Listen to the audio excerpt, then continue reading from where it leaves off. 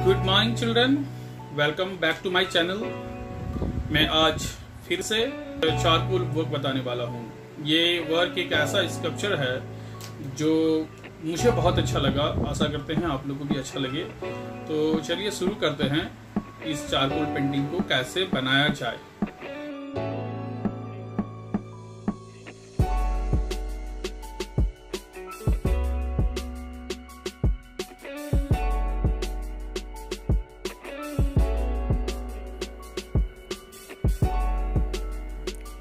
पहले हम लोग क्या करेंगे, जितने भी डार्क वाला एरिया है उसको चारकोल पेंसिल से घिस करके डार्क वाला एरिया को डार्क शेडो दिखाएंगे और जो लाइट एरिया है उसको पेपर का वाइट ही छोड़ देंगे।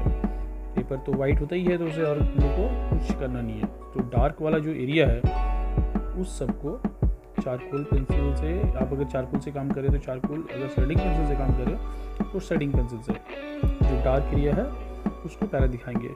फिर ब्लेंडिंग टूल से उसको हम लोग ब्लेंड कर देंगे।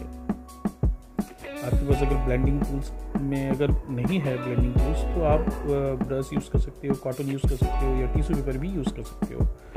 जब ब्लेंडिंग का काम पूरा हो जाएगा तब आप फिर से चारकोल पेंसिल से जो सबसे ज़्यादा डार्क एरिया है उस पार्ट को दिखाएंगे जहाँ पर लाइट एकदम आ नहीं पाता है और बहुत ज़्यादा डार्क एरिया होता है। तो डार्क एरिया को दिखाओगे तो क्या होगा, जैसे सब्जेक्ट का कोई पार्ट ऊपर है तो कोई पार्ट नीचे की ओर है, तो ये आपका अप एंड डाउन जो है वो दिखेगा।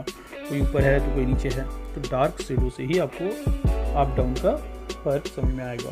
तो आपको क्या करना है, फिर डार्क जो एरिया है उसको दिखाते हुए और जो सबसे ज़्यादा डीप है उस एरिया को दिखा के सब्जेक्ट को और बाहर लाएंगे। ठीक है, इस तरह से आप किस तरह से चारकोल घिस कर देखिए, इस तरह से घसते हुए आपको डार्क एरिया दिखा करके ड्राइंग को उभारना है और बेटर तरीके से।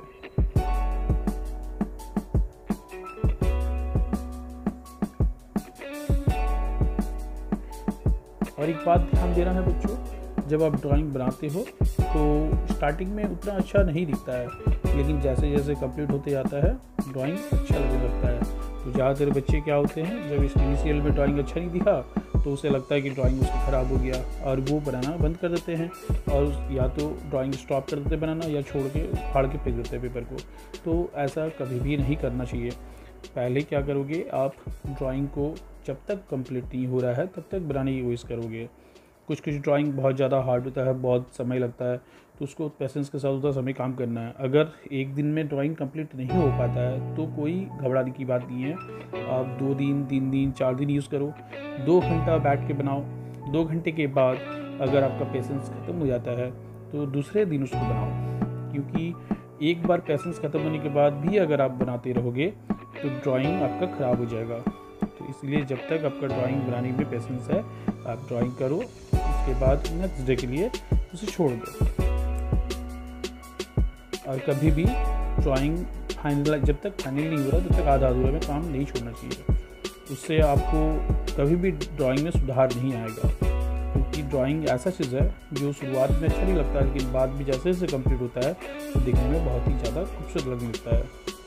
ठीक है, जैसे आपका ब्लेंडिंग का काम पूरा कंप्लीट हो जाए, आप इरेजर से फिर जो सबसे ज़्यादा लाइट वाला एरिया है, जो हाई लाइट्स है, लो लाइट्स है और मिडिल लाइट है, ये सब को आपको देखना है। जो बहुत ज़्यादा चमक रहा है उसको हाई लाइट को बहुत ज़्यादा इरेज करना है, जहाँ थोड़ा कम चमक रहा है वहाँ कम इरेज करना है। इस तरह से आपको हाई लाइट, मिडिल लाइट, लो लाइट सबको दिखाते हुए ड्राइंग को और ज़्यादा उभार देना है।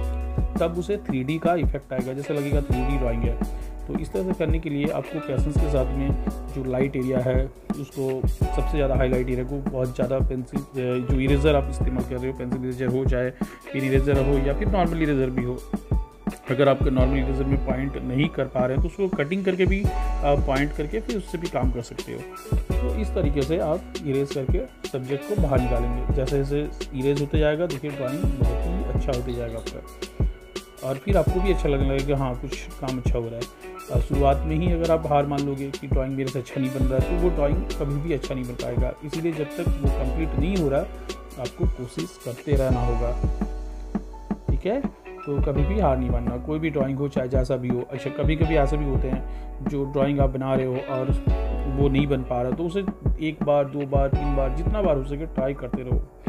जितना ट्राई करोगे, जितना आप प्रैक्टिस करोगे, आपका ड्राइंग उतना ही बेटर होते जाएगा।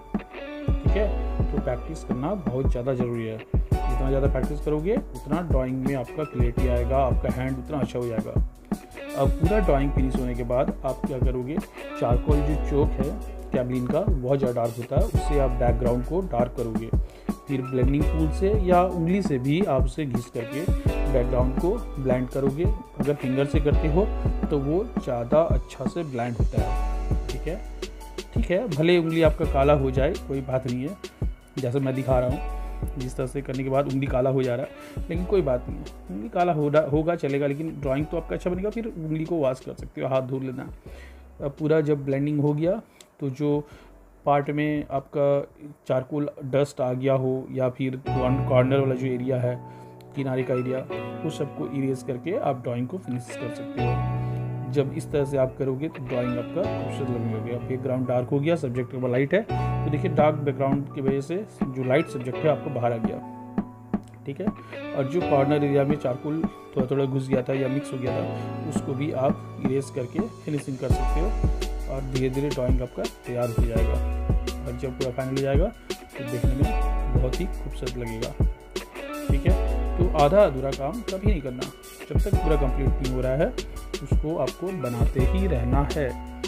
ठीक है, और पेशेंस नहीं हो रहा, और एक दिन में ज़रूरी नहीं है पूरा काम करो। ठीक है, जैसे ड्राइंग आपका कंप्लीट हो जाएगा, देखिए जब पूरा कंप्लीट हो जाता है तो कितना अच्छा लगता है कि हाँ ये तैयार हो गया ड्राइंग। देखिए कितना अच्छा लगता है ना ड्राइंग जब कंप्लीट हो जाता है। जब आप पूरा इस तरह से कंप्लीट कर लोगे तो आपको भी अच्छा लगेगा। ओके।